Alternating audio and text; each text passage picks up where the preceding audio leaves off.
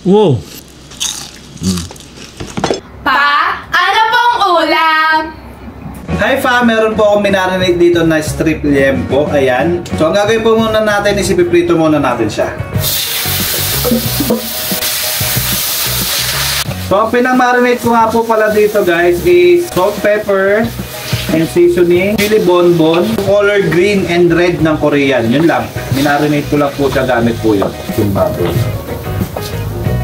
Bawang. And then sibuyas. So babalik po natin ngayon yung baboy. Nilalagay po natin siya fam ng tubig.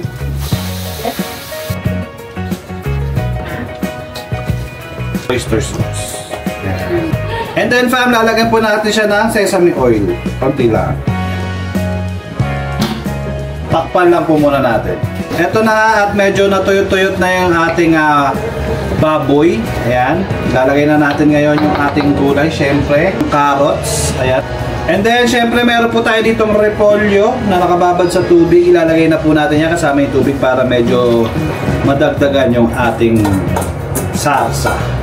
So, gulay na merong baboy. So, ito po parang Korean style to kasi ginamitan ko po siya ng mga pang-Korean na ano eh. Nakita ko lang po siya actually sa ref at ginamit ko na. Siyempre, resourceful tayo. Kung ano makita natin na available, yun yung gamitin natin.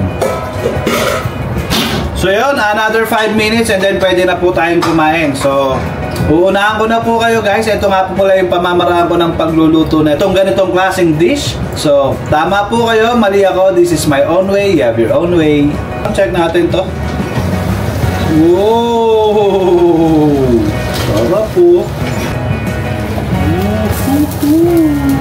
So ayun fam, tapos na po yung dish natin. At saka gusto ko lang po sanang alamin kung taga saan po kayo. Paki-comment naman para alam po namin kung hanggang saan po umaabot yung aming mga budget-friendly food na niluluto rito. At wag po kayo mag-alala, magko-comment po ako sa inyo. Kain na po tayo. Pa, ano pong ulam?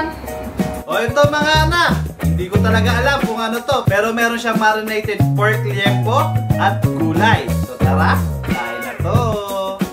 Ama, maraming salamat po sa biyayang pinagkaloob sa amin. Magsilbi po itong lakas at talino.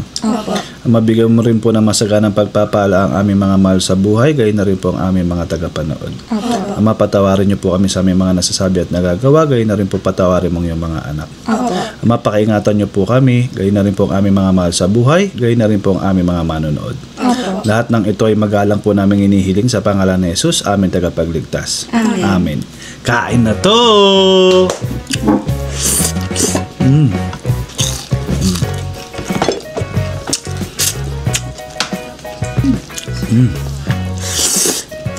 Wow!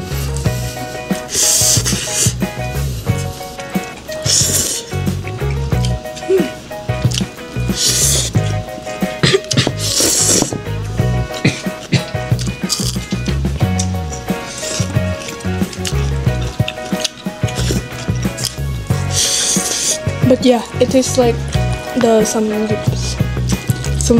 Yeah. Especially with the kimchi, it's good.